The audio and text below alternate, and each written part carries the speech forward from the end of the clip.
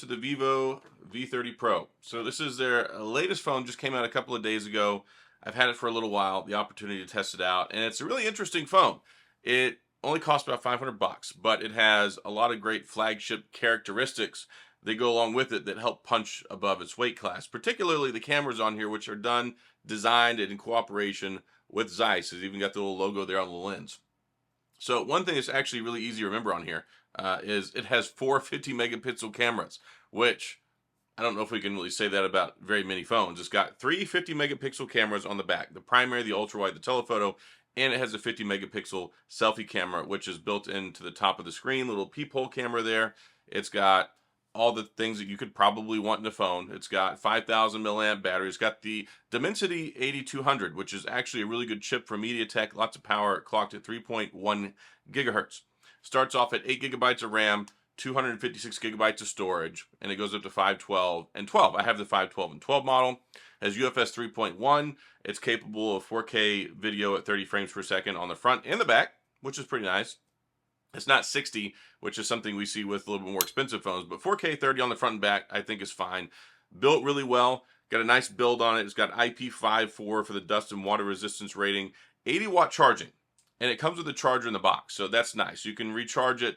I think it's rated about 43 minutes for 0 to 100% charge, which is really fast.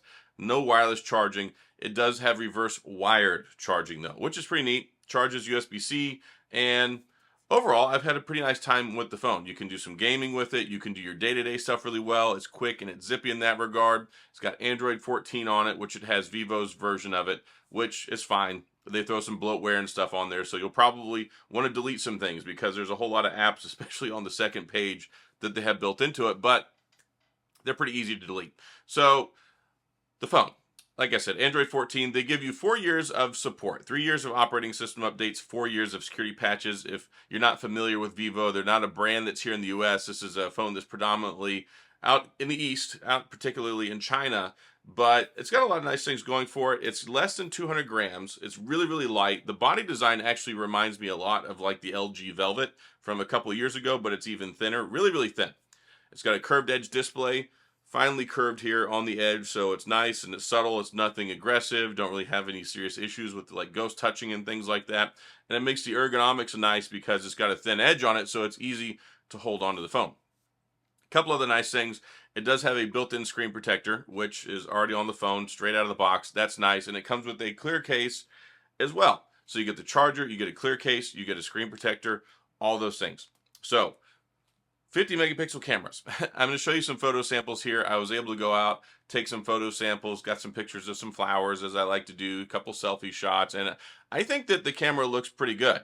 It's not one of those things where it's like, all right, this is the S24 Ultra, it's not the Vivo X100, but for a mid-tier level phone and the 50 megapixel cameras and the Zeiss cooperation and all that stuff, I think that there's a lot of things going on here that make for a really, really good photo experience. You can see, of course, it's got the watermarking down across the bottom very clearly.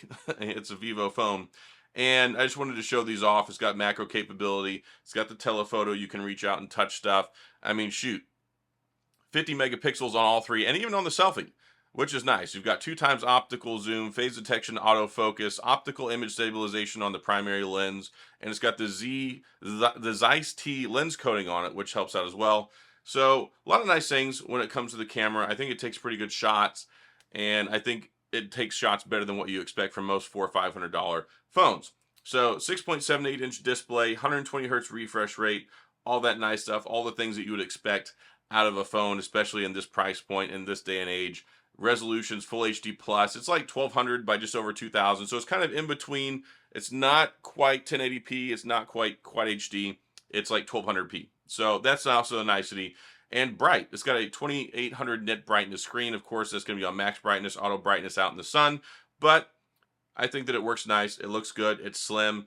And it's also got the fingerprint scanner underneath the screen. Optical fingerprint scanner. It works quite nicely. It's got facial recognition. You can use that as well.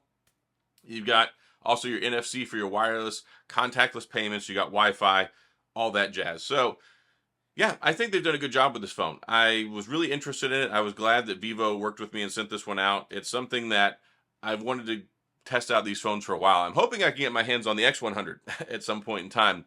but you got to start somewhere, right? And also, like I said, everything is in the box already.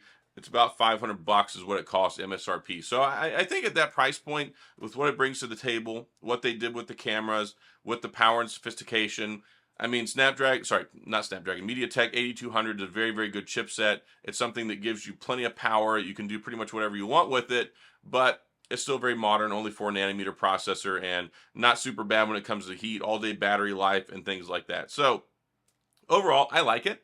I think if you're a fan of these devices, if you like Vivo, if you want something that's an alternative, then it's something that's out there as well that you could consider. Of course, you need to be careful with what carriers you get them with. With AT&T, it's not going to work with 5G. I don't know about Verizon. Should work with 5G just fine when it comes to T-Mobile, and when it comes like Metro by T-Mobile and Mint, because they don't have like that crazy whitelisting requirement. If you want a lot of phones you get from China, you get like a Xiaomi phone, you get a Vivo phone, you get an Oppo phone, like they'll work just fine with T-Mobile, but if you got AT&T, you're not going to get 5G, and I don't have Verizon, so I can't speak for that. But overall, with what it brings to the table and the build quality, the design, the nice screen, the cameras, and the big battery, I mean, this phone is really, really thin. As soon as I saw this, I took it out of the box, and I'm like, wow, this is a really thin phone. And then saw that it had a 5,000 milliamp battery. I'm like, wow, this is pretty crazy.